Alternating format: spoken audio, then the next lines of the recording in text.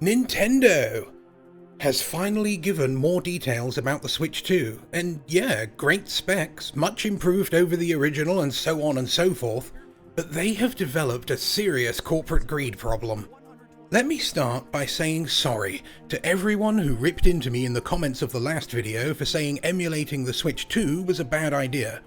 Except for this person, I'm not sorry to you, that was over the top. But to everyone else, I'm deeply sorry. Sorry.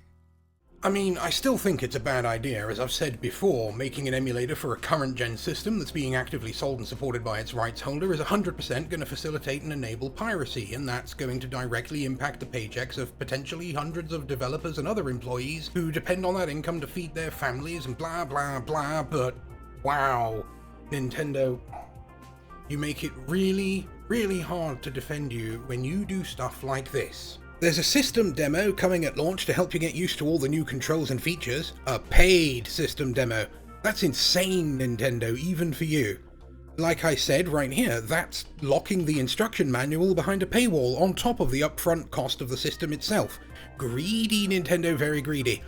And as the comments in this post point out, when the Wii launched as a weird new system with weird new controls at the time, it owed a lot of its early success to having Wii Sports packed in for free, a game that taught you how to use these weird new controls. But there's more to that story too. Former Nintendo of America president Reggie fils-aime had to really push for Wii Sports to be a free pack-in, and his overlords at Nintendo Japan were not happy about it. Seems the Nintendo brass has always been greedy, so for the Switch 2 you can pay Nintendo an additional fee for the instructions, or you can get lost.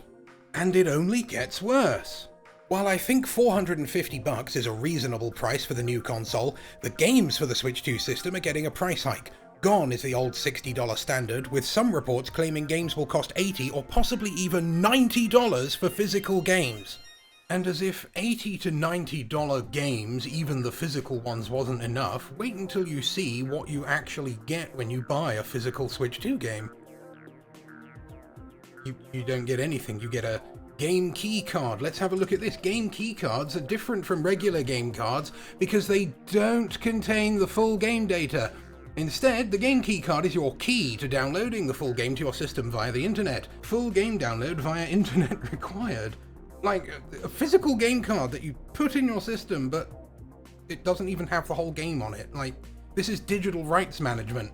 Once the game is downloaded, you're ready to play. An internet connection is only required when you launch the game for the first time. After this, the game can be started even without an internet connection. However, like regular physical software, the game keycard must be inserted into the system in order to play the game. Was this helpful? No.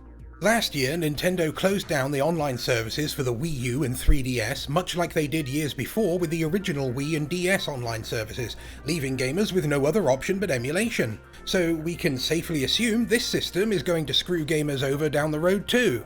The whole reason we buy physical games is so that we can actually own what we pay money for.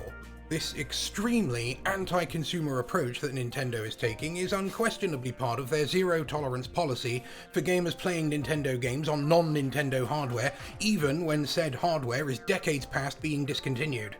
At this point, you are actively pushing people into emulation, Nintendo, so while I hate that it's going to cause more legal challenges and assaults on our beloved hobby, I'm prepared to fight those fights, because you guys are the cause of it due to your unbelievable greed. You're like the Apple of console makers now. While I'm personally against piracy, because I think that the guys making games deserve to be paid for their work just like any other artist, I'm finding myself increasingly understanding of those who do pirate.